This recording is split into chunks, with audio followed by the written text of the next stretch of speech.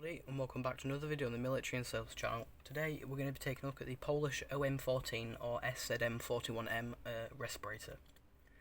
So before I start the video, I do apologise for the background noise. If you can hear my boiler, it's on a timer and I can't really do anything about it, so sorry about the background noise, but let's get to the video.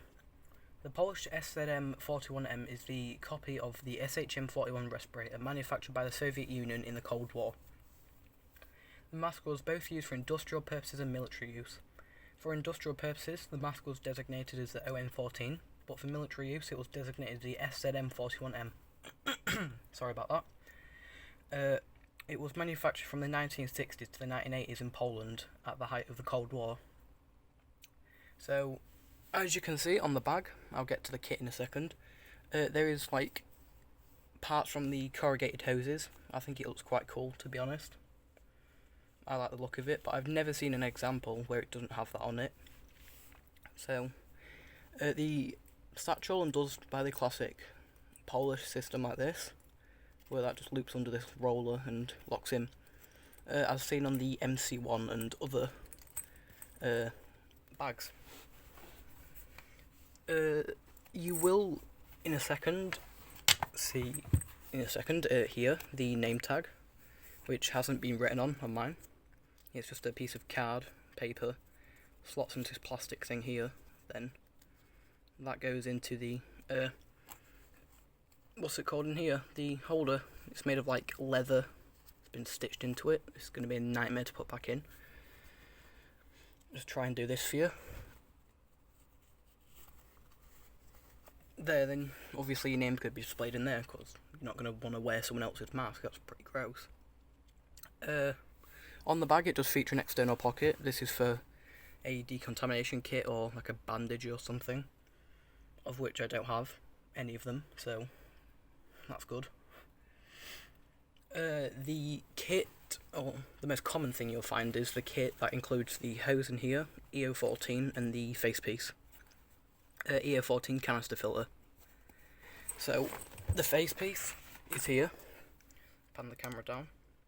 It's very similar to the SHM-41, as it's made in the helmet style and white latex. But the main differences are the chrome eyepieces and the chrome valve assembly. As you can see, it's got the elongated filter port like the SHM-41, and I believe it's double valves. Don't know if you can see that, but yeah, that's that in there. Put this back here, and many people are probably confused for a GP5 or something. It's not, and one good way to tell that is the valve assembly down there. Obviously, like I've said, it's used in conjunction with a hose, so I'll get that in now. As you can see, it's your standard Soviet spec one. Screws into the bottom of here, like this. Try and get it in now. And is attached to the EO-14 canister in the satchel. I've never seen an example where it is used with the smaller filter, about that big. You guys get what I mean, the little ones, not the large ones. GP5 filters, stuff like that. But I've never seen an example like that. I will get the EO-14 out now to show you. It's held in by this little thing here, so obviously it doesn't jiggle around in the bag when you're using it. Then this is the EO-14. Mine's got the filter plug out. Quite a large filter. I believe this is the Soviet one, because I've seen the Polish made one, but I'm not too sure if it's the MO2 that's designated as, which is the Polish one. We'll get this on for you here, like that.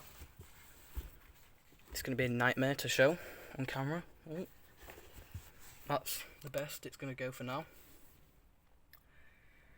But as you can see, mine's got the stocking net hose, which doesn't make any difference to it whatsoever. It's the exact same hose, pretty much. There is one thing that I forgot to show in a pocket in here. The anti-fogging inserts. These are Polish ones, not Soviet ones, as it don't have the Cyrillic letters looking like UH on there. So that's the kit pretty much, apart from the decontamination kit that goes in the side pouch here. Sorry about that again. Like I've said, these were used in industry and the military, as this EO-14 is it? Or EO-12, I can't remember at the minute. EO-14, yeah. Oops, I'll just do that. Was used for both reasons, because of its large size. I'm not sure about if they're dangerous or not, but that could be said for any filter of that time frame. Because of obviously, you know, the Soviets like to use dodgy stuff, lead, radium, stuff like that. Not the nicest. So we'll just move this to the side now and take a quick look at the bag again. As you can see, it is made of a green material. I can't really describe the material, but it's definitely durable, as you can feel, and features 5 pockets altogether, 4 of which are inside, and 1 of which is external. So this pocket here is for the filter, as you can see by the band here. This one is for the hose, and this one is for the mask. Then the anti-fogging inserts just go in here, like that. It's the same on the East German one, pretty much. The bag, how it slots down the middle, like that. Then there's a button at the top that just does up so it doesn't fall out and lose them. In the bottom of the bag, I don't know how well you're going to see this, but there is wooden things to support the thing. You can see the outline here. There is like little wooden bits, as you can see there, and there, to give stability to the filter. So it's not going to like fold in on itself when using it, because breathing is quite nice. And also this doesn't feature a hole here, so there is a slight bit of increased breathing resistance, but nothing drastic at all. Like I said, the external pocket is for either a decontamination kit or bandages, but I don't really have any for that, so we'll just put this back here.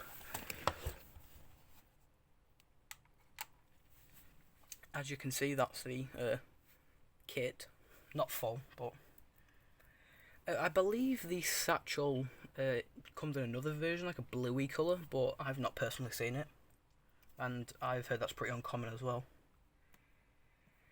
So everything in this is pretty much made to the Soviet standards. Facepiece, hose is pretty much a Soviet hose, and filter, well, the filter is Soviet, I should say. But that's basically it for today's video. If you did like this video, give it a thumbs up. If you didn't like it, give it a thumbs down. Don't forget to like, comment, subscribe. I'll see you in the next video.